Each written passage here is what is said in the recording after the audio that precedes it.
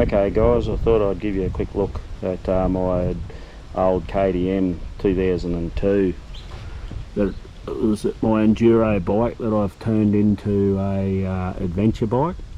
As I get older, I just like to take it a bit easier and explore more, and I hope to do some fishing trips with this as well, remote camp spots and whatnot. But anyway, I'll give you a look.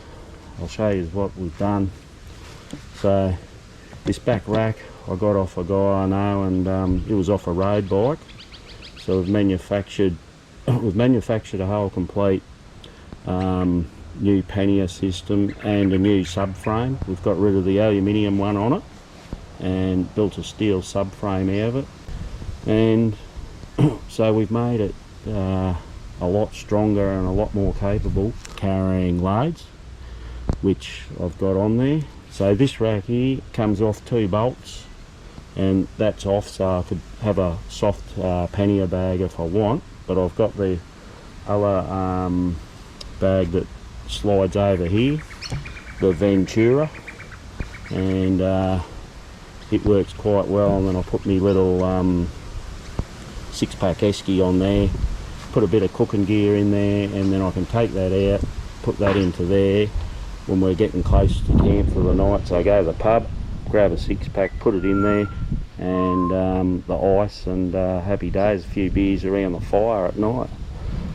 So yeah, so basically I swapped out, I've bought these bags off made in China or something like that, and to be fair, they're unreal.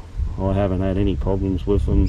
They're completely waterproof. They've got a lot of tie down points, putting it on your pannier rack, and they work really good. Here's another about a $20 job off eBay. It just a bit more support on the seat, which I haven't done any long distance stuff with it yet, but so far I'm liking what I'm feeling. Original tank was about 8.5 litre. We swapped her out for a 23 litre Safari. She's pretty tight on there. Estimate around 450k range with that. So I've put a steering dampener on here, MSC. It is tight on the fuel cap getting it off. I've got a lever, big screwdriver, I've got to lever it to get it away from this arm here, part of the steering dampener. Get the cap off, but only a little inconvenience for that steering dampener, because after you use a steering dampener in the soft stuff, geez, I wouldn't go back. Bloody unreal.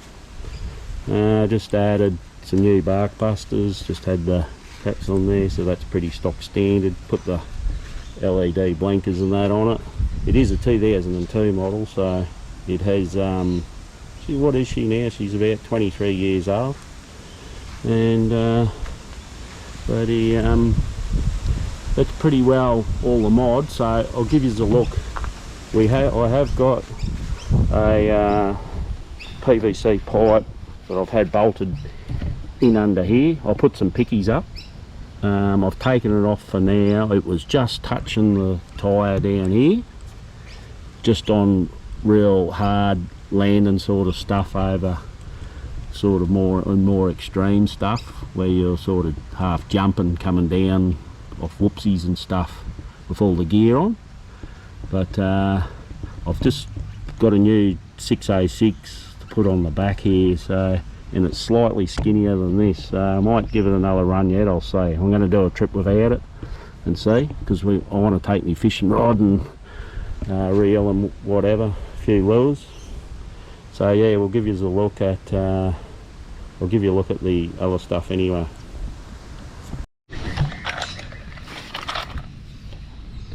Okay, so this is the PVC pipe I had slotted in here. You can see just where the tyres just touched it a bit, only just grazed it. So we had it bolted in there for that bracket, and I was really hoping it would work. I've got a new tyre, the D606 Dunlop to go on. It's slightly narrower than this. I don't know if I'll have enough, but anyway, I'll see. Scraping there. If not, I'm thinking of going twin 65mm pipes. This one's, it's 100mm, so twin 65, be able to slot me little fishing rod, telescopic fishing rod in there, and maybe some tools in the other. Just all handy bits of space, really. Yeah, so I'll give you a look at the extra bags on here. So there's the Ventura. Like I said, it slides over that bar there. That one that's the 2 bolts.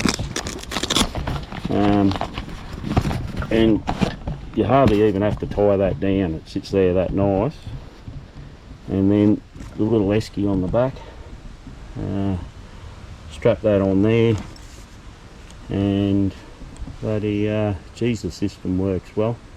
To be fair, I've got all my sleeping gear in here now. There's mattresses, sheets, blow up pillows in here. I've got some tools, a chair, my tent, my fly. So the system absolutely, if these pull in, they got a lot more storage in there yet, but how much do you need to take? And then this here is about, I don't know, 45 or 55 litres in that bag there. So, and when I'm riding, guys, it's I don't really notice that on the back there, that weight bugger all. It's nothing's pushing up against me, and it's it's pretty good. But where I do notice the weight when I first start riding is when my tank is full. This is full now, and it's a 23 litre. My guess, it probably takes 5 litres in there, because they always take a bit more. And until about, I reckon around 5 litres out of it, I really start noticing a difference, the way the bike handles. And then when 10 litres is out of that tank, it's a different bike altogether. So yeah, but anyway, to get the distance and do those open dirt roads and whatever, it's a small price to pay, because you know, like, you're not here and there, we are a few tight tracks and that, but you're a bit limited with all your gear on there like that. So you just you know, some things you got to turn around, but some you don't. But that having that extra fuel on there on those big long rides is bloody unreal. So yeah, and we'll give you a look at the subframe now, the way we've done that. Righto guys, so here is the alloy subframe that we've pulled off and redone in steel. It was starting to get a couple of little cracks split through there, and I was not going to trust taking the gear I needed to take and the weight for true adventure riding. So we'll give you a look. I'll pull that back off and we'll give you a look. Okay, so you see here, this is part of that steel subframe, which come all the way out here. We made it go above the guard to carry the weight of all this, supported all the way out to the back. We got 2 bolts here and 2 just under there, one each side, and this whole system, all your panniers and everything is off and turned back into a true enduro bike. So I kept the little tank. I could easily put that back on as well, but once you get used to riding with the bigger tank and the stuff, it's and the type of riding I'm doing there is all pretty well 100% adventure riding, so I've got no need to swap it out. So yeah, so very happy with the outcome.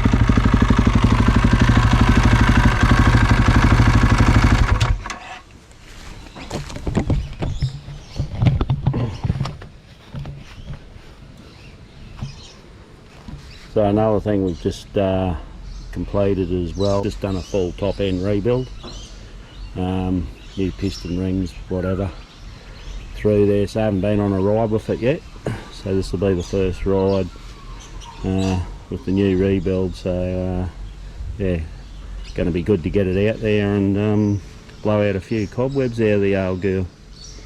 Anyway, I thought I'd give you a quick look and show you what we've done, and I hope to do a few videos doing some adventure riding with this, and I really want to do fishing out of it, get to some little remote rivers and whatever, and flick for bass and that down here, maybe up Cape York one day, getting back into the remote stuff up there, who knows. But once you start the adventure riding, it sort of becomes pretty addictive, and it's good fun. So out on that road. So anyway guys, we'll leave it at that, and we'll see you on the next video, eh? Righto.